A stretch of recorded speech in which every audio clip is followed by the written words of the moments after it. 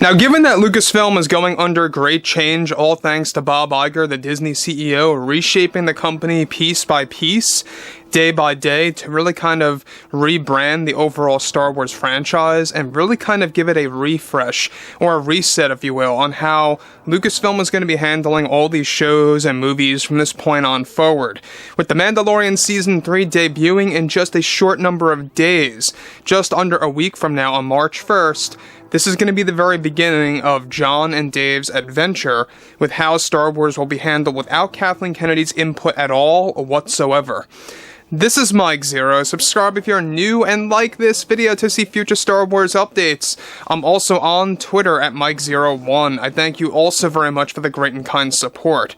Now, yes, we know that Bob Iger is very desperate at this point. He's going into a lot of damage control.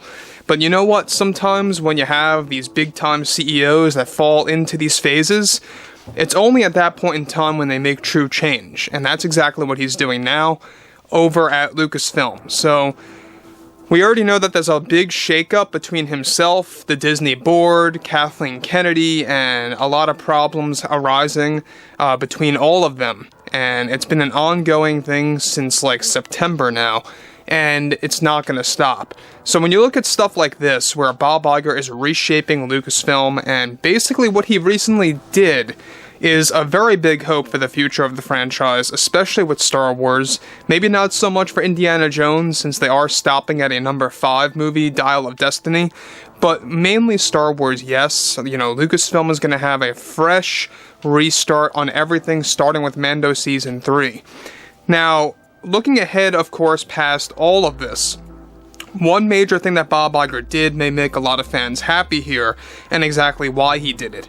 Now, with many new Star Wars projects in the works by Disney and Lucasfilm, Bob Iger is currently making many changes at the company in order to transform the company. However, it's noted that Bob Iger recently made the ultimate call to fire more Lucasfilm creatives and employees at the company in an attempt to actually transform the company through and through that is slowly being taken over by John, Dave, and George. Right now, Bob Iger decided to fire some Lucasfilm employees and creatives of the ones that were loyal to Kathleen Kennedy. This was defined as a first attempt to reshape the company and to change how its environment works to build these new shows and films.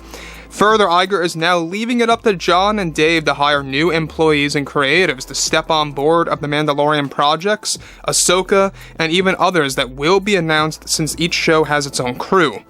Now, with Lucas getting ready to take over parts of Lucasfilm in 2024, including the story group, Iger is making sure that with these firings that only passionate creators and employees will take their place, in order to create a consistent lineup of Star Wars installments for their community.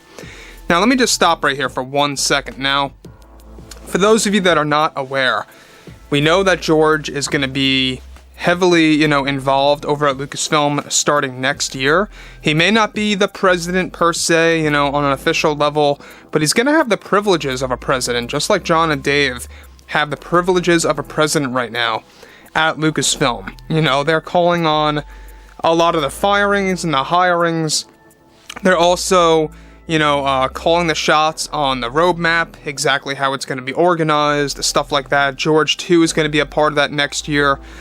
So you have a lot of this stuff being mapped out by John and Dave, and you hear John and Dave talking a lot about Star Wars lately, and not Kathleen Kennedy so much.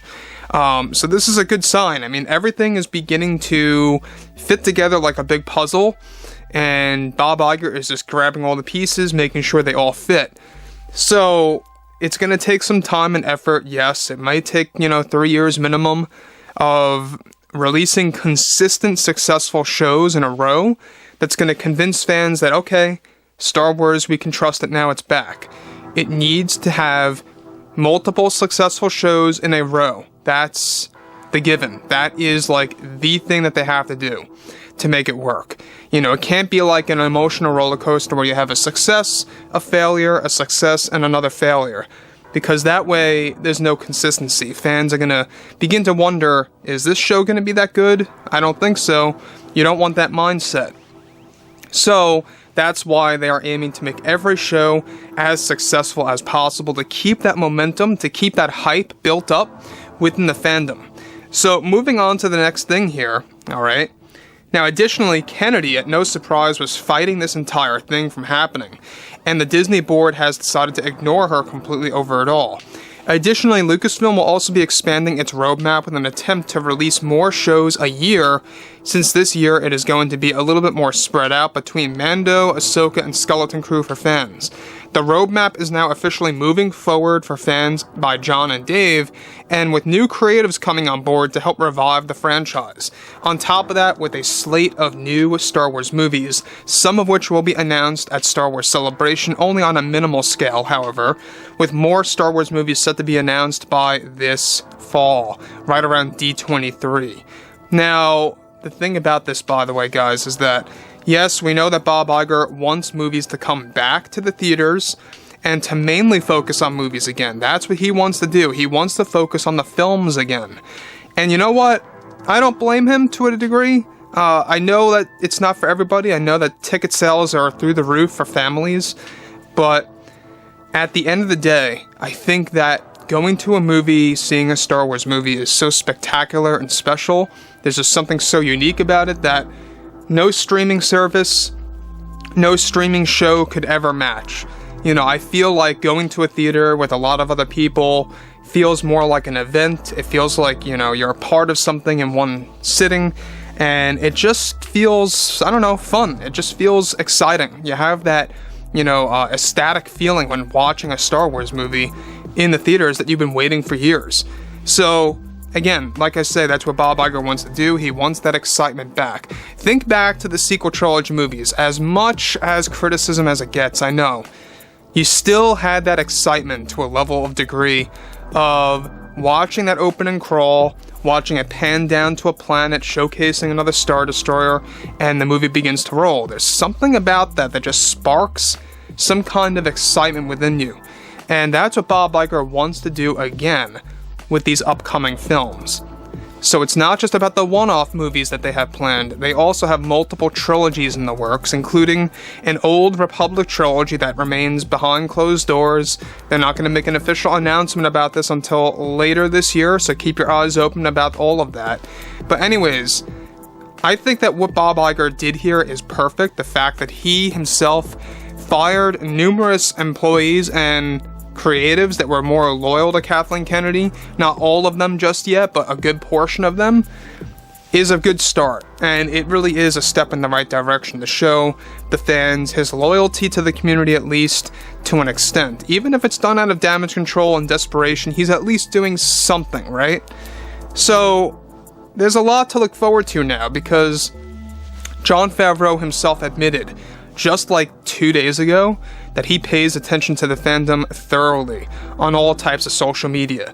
And he himself even admitted that he's just so shocked and blown away that fans are so passionate about what he and Dave are doing, and it's only making him have more confidence in what he is doing, and it makes his job better.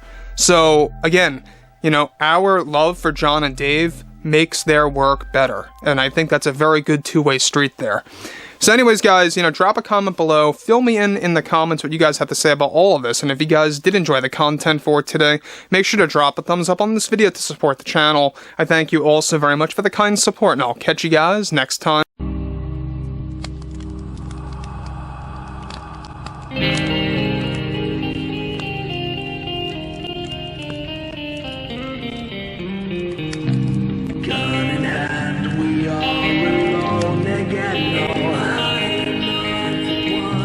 Night to moon, we hear them moans again.